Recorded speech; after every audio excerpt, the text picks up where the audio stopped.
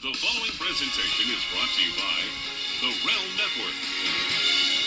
Hey everybody, welcome to DaveTV, and yes, we got a sponsor. More about that in a few minutes. So what's today's what on the air? That's right, just getting over a cold here. How y'all doing, everybody? Okay, it is January 4th, 2015, and it's kind of mucky and yucky up there, but I got the shorts on today because it's going up in the 60s. Yay! Global warming. Anyway, what am I doing today? We're doing the annual predictions list, okay? So last year I did a bunch of predictions, and okay, a lot of them were tongue-in-cheek, and they were wrong in a lot of cases. So, you know, the crystal ball wasn't working right last year. We got a couple of them right. I said that Kai Jackson would be over there at Channel 45, and it did happen. And a couple things I said were right. I said, I don't know, you know. But anyway, today I fixed the crystal ball. We gave it a new wiring. We put a new battery in it. Where is the crystal ball? Where is it? Here it is. See, it's the little round radio there. It prints out little predictions on it. So anyway. So here they go. Here they go. Should I have the cap? Should I have the cap on or the cap off? I don't know. Oh wow. There we go. Oh. Damn. Anyway. Sharks will come. A major radio personality will be eaten by sharks this year. It'll be, well, no. Now, maybe it could happen. Okay, here's some serious predictions. Are we ready for some serious predictions? Yes, we are. All right, here we go. Whatever. WMAL, live and local, full afternoon show. They're doing an hour of live radio locally at 5 o'clock. They're going to go to live and local for the full thing. Get rid of Michael Savage. Well, Michael Savage and Dan Savage will get married this year. No, they won't. Anyway, but Larry and Brian might. What is it? Larry and Brian declare their love for each other and get married on the air. No, it won't happen, but this is what will happen. WMAL live and local full afternoon show. Okay, Michael Savage will probably get bumped to, 2 in the morning, which is good. Okay, turmoil at MMJ and KYS. Excuse me. Radio 1 and KYS suffering turmoil in the ratings. Big changes at both stations. Can't say specifically what they'll be, but there'll be a lot of turmoil there. That's what I know. I know it. Could we be getting a classic hip-hop format here in Washington on one of these stations? Maybe this one? I don't know. WUSA Channel 9 will become more competitive now that the Lord is on their side. They have seen the light, and they've gotten the Lord on their side. Bill Lord from Channel 7. They're going to get more competitive. That's just a given. You can't, nowhere to go but up for them, okay? The Post. You're going to see less of Washington in the Post, okay? At least local news, like, Fairfax County and Manassas and Upper Marlboro. They'll be still covering heavily Washington news when it comes to, like, Congress and stuff like that. And I also really think we're going to see a print revamp in that paper. I thought we would see it last year. We're going to see it this year. The paper's too gray, too bland, too dull, and somebody's going to have to spice that thing up. Anyway, this could be a good year for that, so. All right, more predictions. This one isn't go too far out on the limb. Comcast and Verizon will see their cable TV subscribers fall, but their internet subscribers go up, blah, blah, blah.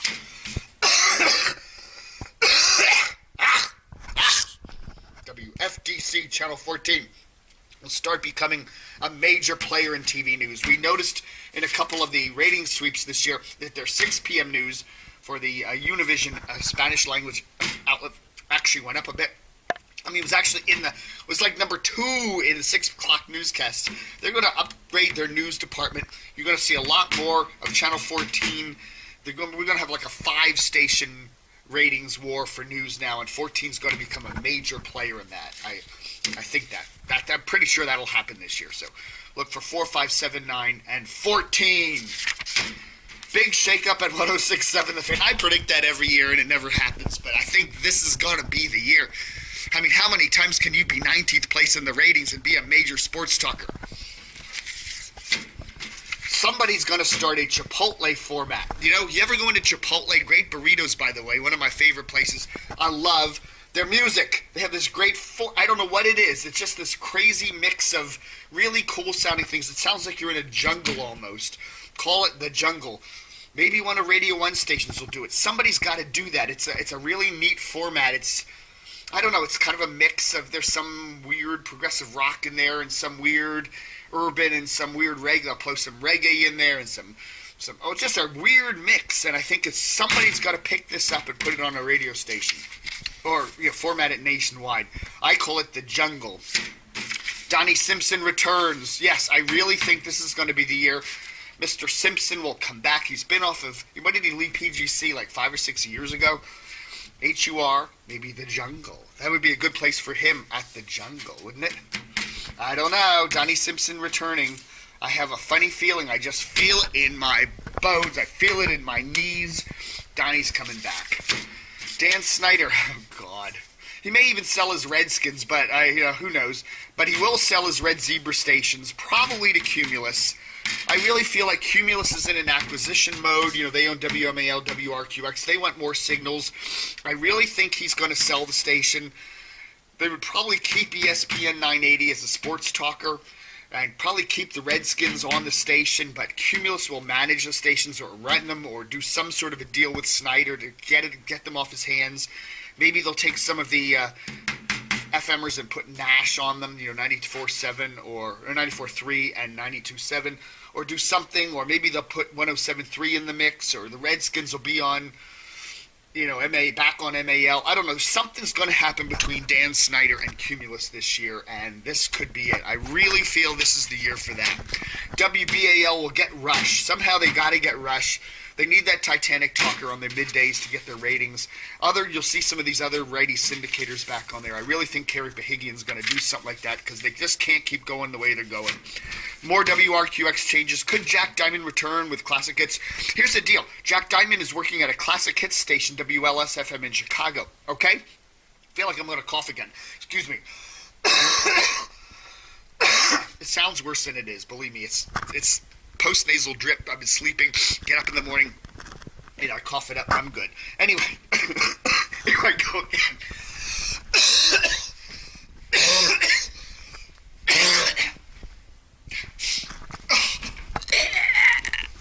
Anyway, WRQX changes.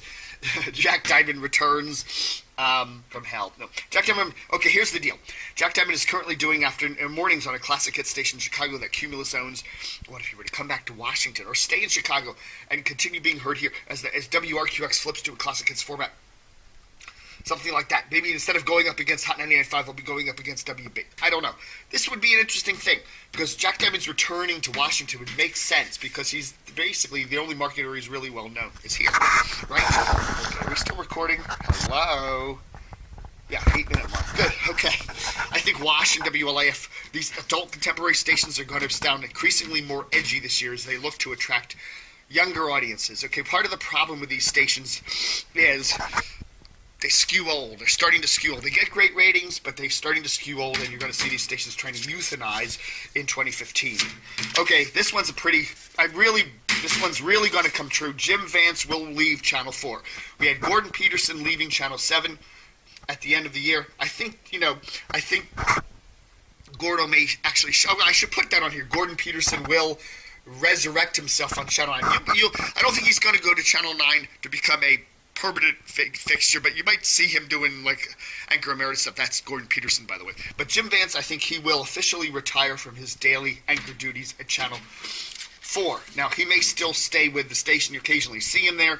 He may come on and do commentaries and guest shots and whatever, but he's going to leave his day-to-day job, and that's that. So Jim Vance leaving Channel 4. Gordon Peterson has already left Channel 7, but he may show up back on Channel 9. I should have written that one down. I forgot. My brain's going. Anyway, this is a good one. This is one I really think is going to happen this year. This is a hot one.